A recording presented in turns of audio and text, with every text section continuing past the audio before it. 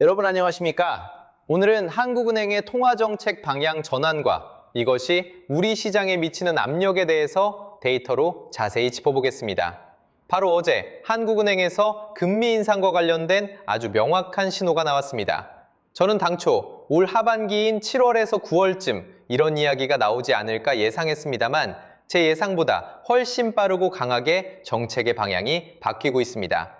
유상대 부총재가 기자간담회에서 금리 인하 사이클이 사실상 끝났음을 시사했습니다. 이는 단순한 우려 섞인 목소리가 아닙니다. 이제는 금리 인상 쪽으로 통화정책의 방향 자체가 완전히 달라지는 이른바 피벗을 선언한 것입니다. 시장은 그동안 금리 인하만을 애타게 기다려왔습니다. 하지만 이제는 오히려 금리가 올라갈 수 있다는 리스크가 차곡차곡 누적되고 있는 상황입니다. 이런 발언이 나오자마자 자본시장은 즉각적으로 반응했습니다. 특히 채권 시장의 압력이 급격히 증가하고 있는데요. 국고채 3년물 금리가 단숨에 3.6%를 돌파했습니다. 정확히는 3.615%까지 치솟으면서 현재 한국은행의 기준금리인 3.5%와 상당한 격차가 벌어지고 있습니다. 5년물 고정금리 역시 3.795%를 기록하며 4% 턱 밑까지 다가섰습니다. 이는 시장이 이미 고금리 장기와 나아가 추가적인 금리 인상 가능성을 선반영하며 스스로 방어 태세를 갖추고 있다는 확실한 증거입니다. 이러한 금리 상승 흐름은 곧바로 우리가 매일 마주하는 시중은행의 대출금리 상승으로 직결될 수밖에 없습니다. 무리하게 자금을 융통하신 분들에게는 이자 부담이라는 현실적인 압력이 당장 내일부터 커질 수 있다는 뜻입니다. 오늘 저는 단순한 예측이나 자극적인 전망을 말씀드리는 것이 아닙니다. 현재 시장에서 확인되고 있는 정확한 숫자와 데이터를 바탕으로 지금 우리 경제에 어떤 압력이 가중되고 있는지 객관적으로 분석해드리겠습니다. 지금의 방향 전환은 장기적인 자금 흐름을 바꾸는 중요한 분기점입니다.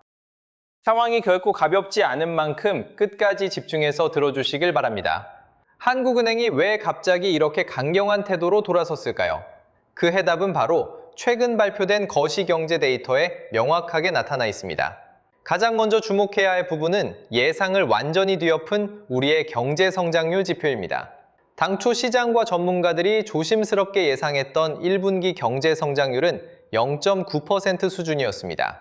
하지만 실제 발표된 수치는 무려 1.7%를 기록했습니다. 시장의 예상을 2배 가까이 뛰어넘는 놀라운 수치입니다.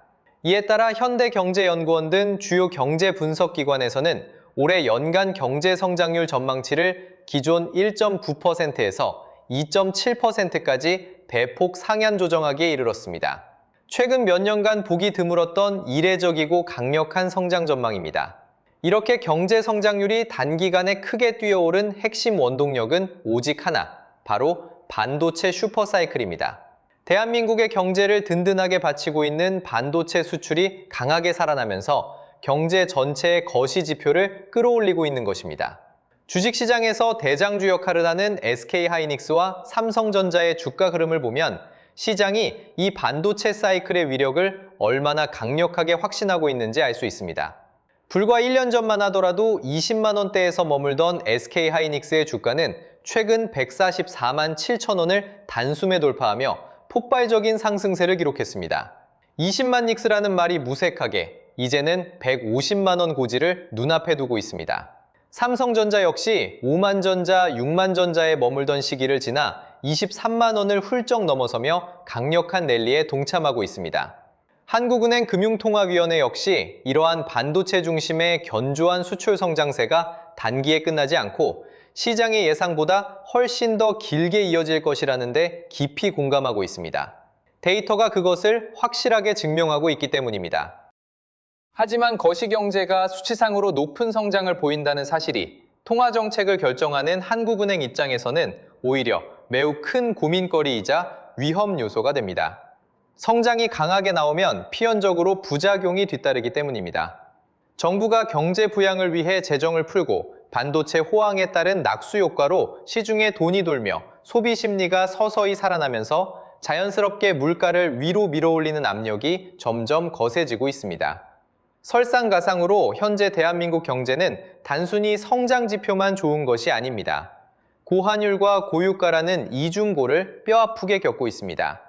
원달러 환율이 높은 수준에서 종처럼 떨어지지 않고 있으며 불안정한 지정학적 리스크 등으로 국제 유가까지 높게 유지되면서 우리가 해외에서 사오는 수입 물가가 하루가 다르게 치솟고 있는 실정입니다. 한국은행은 당초 올해 소비자 물가 상승률을 2% 초반대로 억제하며 안정적인 목표치 내에서 관리하고자 했습니다. 하지만 예상치 못한 2.7% 수준의 고성장 전망과 꺾이지 않는 고환율, 그리고 고유가라는 세 가지 변수가 톱니바퀴처럼 맞물리면서 물가 상승률이 다시 위험 수위인 3%대로 재진입할 가능성이 매우 커졌습니다. 3%대 물가는 결코 안심할 수 없는 수치입니다. 이는 경제 전반에 물가 쇼크를 가져올 수 있는 거대한 압력과도 같습니다. 물가가 다시 3% 위로 튀어오르는 것은 정책 당국이 가장 경계하는 시나리오입니다. 인플레이션이 통제 불능 상태로 가는 것을 사전에 차단하기 위해서는 시중에 풀린 돈줄을 조이고 경제 주체들이 아직도 기대하고 있는 금리 인하 심리를 확실하게 꺾어버려야만 합니다. 물가와 성장이라는 두 마리 토끼 중에서 현재 한국은행 수뇌부는 성장을 다소 희생하더라도 물가 안정을 절대적인 최우선 과제로 삼겠다는 강력한 의지를 데이터로 표명한 것입니다. 결국 반도체가 이끌고 있는 예상 밖의 거시경제 고성장과 그 이면에서 조용히 그러나 거세게 누적되고 있는 인플레이션 상승 압력이 한국은행으로 하여금 금리 인하 카드를 폐기하고 통화정책의 방향을 인상 쪽으로 완전히 틀게 만든 근본적인 원인입니다. 한국은행의 매파적 기조 전환이 시장에 전달되자마자 자본시장은 그야말로 즉각적인 발작 증세를 보이고 있습니다. 제가 앞서 채권시장의 압력에 대해 짧게 언급해드렸는데요. 이 부분이 우리의 실생활과 어떻게 연결되는지 그 파급 메커니즘을 상세한 데이터로 짚어보겠습니다. 국고채 금리의 상승은 단순히 정부가 돈을 빌릴 때 이자를 더 낸다는 의미로 끝나지 않습니다. 이것은 시중은행들이 자금을 조달하는 은행채 금리의 상승을 기계적으로 견인하게 됩니다. 은행채 금리가 오르면 결국 우리가 아파트를 담보로 대출을 받을 때 적용되는 주택담보대출금리가 도미노처럼 오를 수밖에 없는 구조입니다. 지금 채권시장에서 벌어지고 있는 현상은 향후 우리 가계경제에 닥칠 거대한 압력의 예고편과 같습니다. 현재 채권시장의 반응은 매우 거칠고 빠릅니다. 지난 4월 30일 국고채 3년물 금리가 3.59%까지 올랐을 때도 시장은 크게 술렁였습니다. 그런데 바로 어제 이 수치는 3.615%까지 치솟았습니다. 현재 한국은행의 기준금리인 3.5%와 비교하면 스프레드가 무려 0.115%포인트나 벌어진 것입니다. 이 정도의 격차는 금융위기 당시에 버금가거나 오히려 그보다 더 높은 수준의 극심한 긴장 상태를 의미합니다. 5년물 고정금리의 벤치마크가 되는 5년물 국고채 금리는 3.795%를 기록하고 있습니다. 시장금리가 3.8%에 육박한다는 것은 상상조차 하기 힘들었던 수치입니다. 특히 장기물인 10년물 국고채 금리마저 3.928%를 기록하며 4% 돌파를 눈앞에 두고 있습니다. 장기 채권 금리가 이렇게 무섭게 치솟고 있다는 것은 시장 참여자들이 향후 장기간 고금리 환경이 지속될 것이라는 매우 확고한 전망을 가격에 완벽하게 반영하고 있다는 결정적인 증거입니다. 이러한 채권 시장의 극심한 변동성은 이미 시중은행의 대출금리 창구에 고스란히 전가되고 있습니다. 우리나라의 리딩뱅크로 꼽히는 국민은행의 사례를 보겠습니다. 불과 열흘 전인 4월 24일 국민은행의 변동금리와 혼합형 주택담보대출 금리의 상단은 6.03%였습니다. 이 수치 자체도 이미 대출자들에게는 상당한 압박이었습니다. 그런데 5월 4일 기준으로 확인된 변동금리의 상단은 무려 6.19%까지 급등했습니다. 불과 열흘이라는 짧은 시간 동안 0.16%포인트나 금리를 끌어올린 것입니다. 기준금리가 동결되어 있으니 은행금리도 안정적일 것이라고 굳게 믿고 계셨던 분들에게는 매우 충격적인 숫자가 아닐 수 없습니다. 다음 주가 되면 국민은행의 대출금리 상단이 6.3%까지도 올라갈 수 있는 매우 가파른 상승 추세에 놓여 있습니다. 다른 시중은행들의 상황도 크게 다르지 않으며 오히려 더 심각한 압박을 보여주는 곳도 많습니다.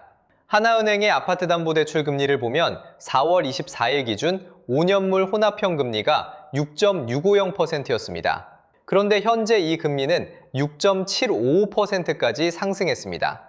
시중은행의 아파트담보대출 금리가 6.8%, 턱 밑까지 차오른 것입니다.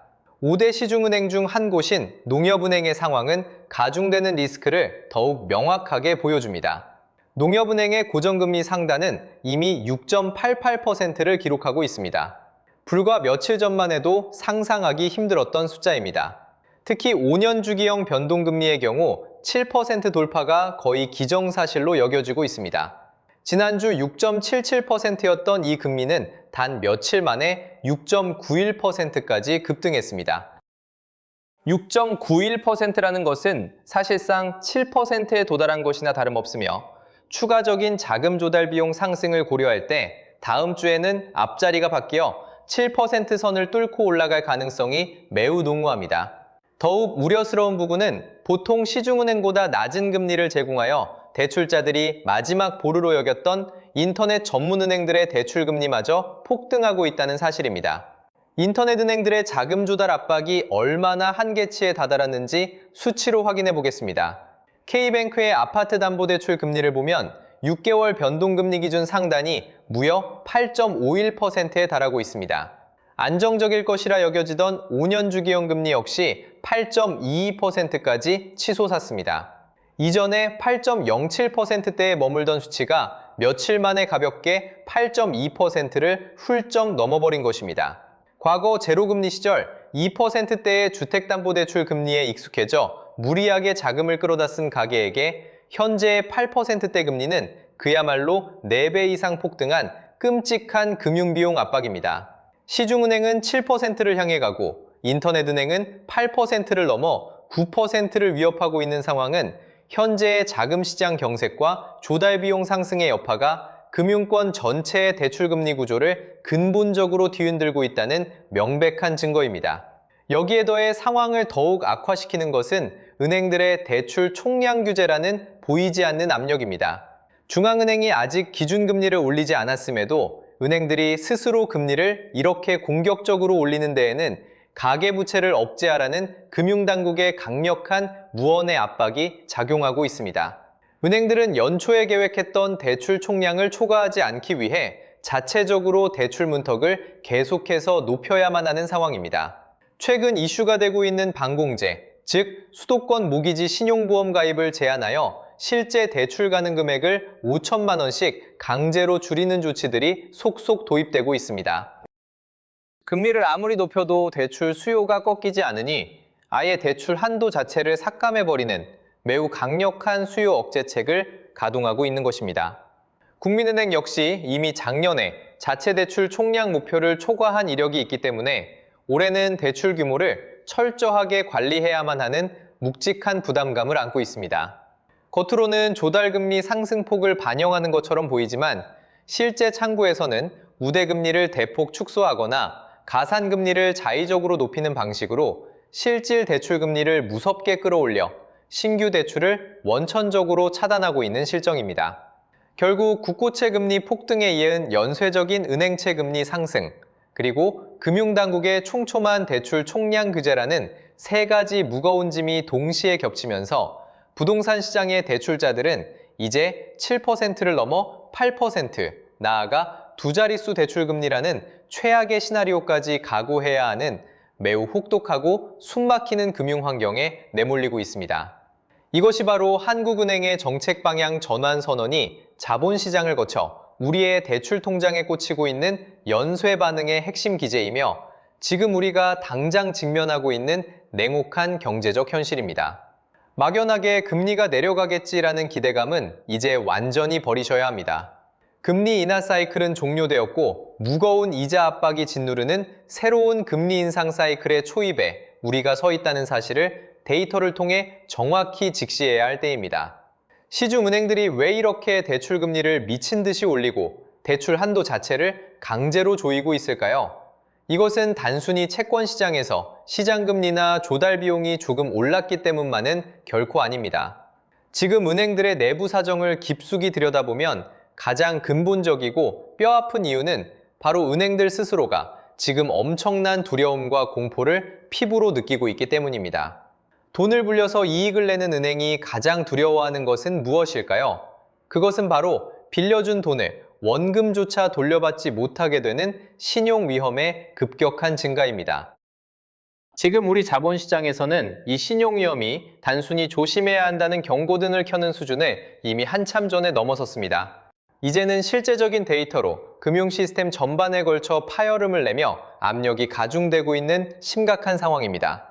오늘 제가 팩트로 보여드릴 이 데이터를 보시면 지금 우리 경제와 가계부채가 얼마나 심각한 리스크 속에 놓여 있는지 아주 분명하게 확인하실 수 있을 것입니다. 우리나라 금융 시스템을 든든하게 지탱하고 있는 최후의 보루인 4대 금융지주의 올해 1분기 대출 회수 포기 금액 데이터를 상세히 들여다보겠습니다. 여기서 회수 포기 금액이라는 단어의 의미를 정확히 아셔야 합니다. 이것은 말 그대로 은행이 떼인 돈입니다. 담당 직원들이 수없이 전화를 걸고 아무리 독촉을 하고 법적인 추심 절차를 밟아도 도저히 대출금을 받아낼 길이 없어서 결국 은행이 자기들의 회계장부에서 아예 지워버리는, 완전히 포기해버린 돈을 뜻합니다. 여러분도 잘 아시다시피 우리나라의 1금융권 주요 시중은행들이 대출 심사를 할 때 얼마나 깐깐하게 합니까? 개인의 소득부터 신용점수, 직장 정보까지 그 까다로운 심사 문턱을 모두 넘어서서 안전하다고 믿고 빌려준 돈인데도 불구하고 그것을 결국 포기한다는 것은 지금 돈을 빌린 차주들의 상환 능력이 완전히 바닥을 드러냈고 한계치에 도달했다는 것을 의미합니다. 놀랍게도 이 거대한 4대 금융지주가 올해 들어 단 석 달 만인 1분기에만 포기해버린 금액이 무려 3조 원에 달하고 있습니다. 이것은 대한민국 금융 역사상 역대 최대치를 갈아치우는 그야말로 충격적인 수치입니다. 조금 더 구체적인 데이터를 기업별로 쪼개서 살펴보겠습니다. 대한민국 주요 은행 중 하나인 KB금융의 경우 올해 1분기에만 무려 8천억 원이 넘는 돈을 떼었습니다. 이는 불과 1년 전 같은 기간과 비교해 보았을 때 무려 27%나 급상승한 수치입니다. 대출 부실이 단기간에 30% 가까이 뛰어오르는 것은 결코 정상적인 흐름이 아닙니다. 하나금융의 상황 역시 몹시 무겁습니다. 5천억 원이 훌쩍 넘는 막대한 금액을 회수 포기하며 작년 대비 30%라는 증가율을 기록했습니다. 우리 금융의 내부 상황도 마찬가지입니다. 무려 8,200억 원에 달하는 대출금을 끝내 회수하지 못하며 부실 규모가 12%나 껑충 늘어났습니다.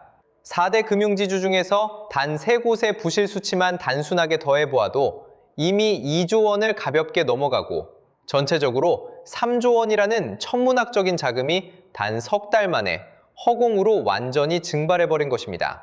자, 그렇다면 이러한 대규모 대출 부실 데이터의 급증은 우리에게 무엇을 시사하고 있을까요?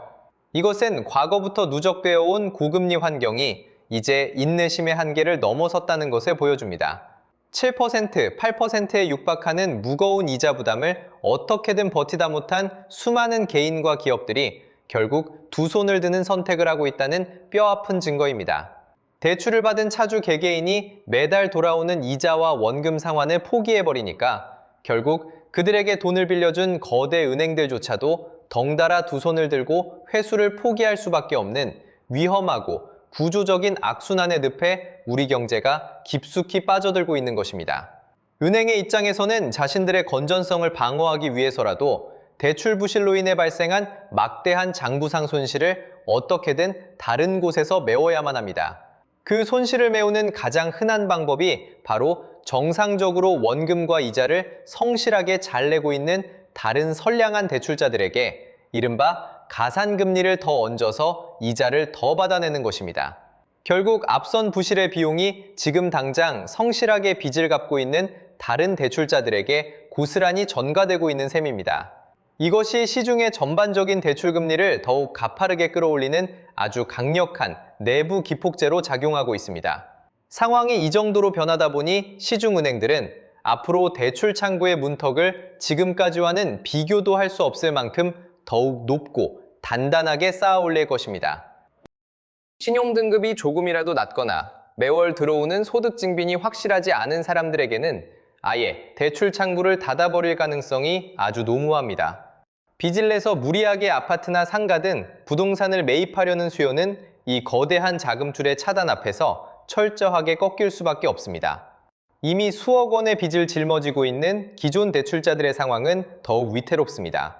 조만간 금리가 다시 2%, 3%대로 내려갈 것이라는 희망에만 기대어 상대적으로 이율이 낮은 변동금리로 대출을 유지하며 하루하루를 버티던 수많은 대출자들에게 이번 금리 인상 시사는 매우 치명적인 타격이 될 것입니다.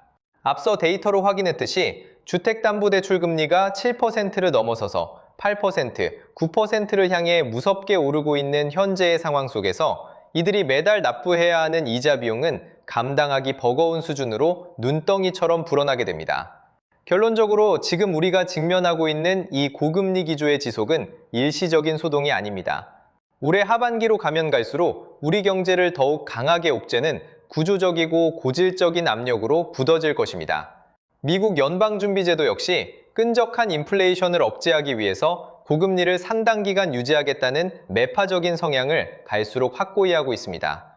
이런 거시 환경 속에서 한국은행이 나홀로 독자적으로 금리를 큰 폭으로 내리는 것은 자본 유출 우려 때문에 사실상 어렵습니다. 금리 인상은 가계가 쓸 수 있는 여윳돈인 처분 가능 소득을 급격하게 말라붙게 만듭니다. 지갑이 얇아지니 당연히 소비가 둔화되고 이는 내수 기업들의 실적 악화와 고용 불안을 야기하는 도미노 현상을 불러옵니다. 한국은행 부총재가 언급한 정책의 피벗, 즉 방향 전환은 자산시장의 거품을 어느 정도 걷어내고서라도 경제 체질을 바꾸겠다는 강력한 의지입니다. 우리는 지금 금융 시스템과 실물 경제 전체에 걸쳐서 리스크가 차곡차곡 누적되고 있는 아슬아슬한 국면에 서 있습니다. 과도한 부채라는 모래성 위에 쌓아올린 자산시장의 환상에서 이제는 빠져나와야 할 때입니다. 막연하게 상황이 나아질 것이라는 근거 없는 기대감을 경계하고 오늘 확인한 냉혹한 데이터가 가리키는 위험 신호에 그 어느 때보다 예리한 주의를 기울이셔야 할 시점입니다. 부실의 파도가 점점 더 확연하게 밀려오고 있으며 자본시장의 압력은 바로 대출 이자 고지서에 지금 이 순간에도 소리 없이 차곡차곡 쌓여가고 있습니다. 자, 그렇다면 이러한 엄중한 경제 상황 속에서 우리는 구체적으로 어떻게 생존하고 자산을 방어해야 할까요? 가장 먼저 당장 오늘부터 여러분의 개인 현금 흐름을 아주 냉정하고 보수적인 시각으로 재점검하셔야 합니다. 내가 매월 벌어들이는 고정적인 소득 대비 지출해야 하는 배출 원금과 이자의 비율을 정확하게 계산해 보십시오.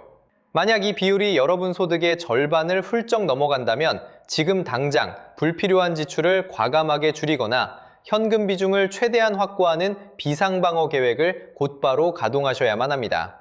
고금리 환경이 단기간에 끝나지 않고 앞으로 1년 혹은 그 이상 아주 길게 이어질 수 있다는 최악의 시나리오를 이제는 우리 마음속의 기본 전제로 확고하게 삼아야 합니다. 앞서 데이터로 확인했듯이 주택담보대출 금리가 8% 혹은 9%까지 무섭게 치솟는 상황을 그저 뉴스에 나오는 남의 일이라고 가볍게 넘기시면 절대 안 됩니다. 기존의 대출을 가지고 계신 분들은 금리가 여기서 더 오르기 전에 안전한 고정금리로 갈아탈 수 있는 조건이 되는지 반드시 시중은행 창구를 방문해서 꼼꼼하게 따져보고 대환대출의 가능성을 열어두시길 적극적으로 권해드립니다. 특히 지금 시점에서 빚을 무리하게 내어 아파트를 매수하거나 변동성이 큰 위험자산에 섣불리 투자하려는 계획을 가지고 계시다면 전면적으로 백지 상태에서 재검토하시기를 강력하게 권고합니다. 혹여라도 불가피하게 당장 자금이 필요해 신규 대출을 받아야만 하는 상황이라면 앞으로 시장 이자율이 급격히 튀어오를 위험을 고스란히 떠안아야 하는 변동금리는 무조건 피하셔야 합니다. 반드시 예측이 가능하고 리스크를 제한할 수 있는 고정금리를 선택하셔서 끔찍한 이자 폭탄의 공포로부터 스스로의 가계 경제를 안전하게 지켜내셔야 합니다. 지금은 공격적으로 수익을 쫓아갈 때가 아니라 가지고 있는 자산을 잃지 않고 어떻게 지켜낼 것인지 생존을 고민해야 하는 철저한 방어의 시간입니다. 마지막으로 시청자 여러분께 꼭 당부드리고 싶은 말씀이 있습니다. 제가 오늘 전달해드린 거시 경제지표 분석과 시장에 대한 향후 전망은 어디까지나 객관적인 데이터를 바탕으로 한 제 개인적인 분석일 뿐입니다. 이것이 여러분의 재산을 불려주는 절대적인 정답이나 특정 자산의 매매를 권유하는 투자 지표가 될 수는 없습니다. 금융시장은 항상 예측 불가능한 변수들이 존재하며 모든 투자의 최종적인 판단과 그 결과에 따른 책임은 결국 투자자 여러분 본인에게 있다는 엄중한 사실을 항상 명심해 주시기 바랍니다. 어떠한 중요한 경제적 결정을 내리시든 스스로 철저하게 데이터를 검증하고 신중하고 지혜롭게 행동하시기를 당부드립니다. 오늘도 긴 시간 집중해서 들어주신 여러분 감사합니다. 앞으로도 시장을 움직이는 중요한 지표가 나올 때마다 가장 정확하게 분석해서 여러분을 찾아뵙겠습니다. 감사합니다.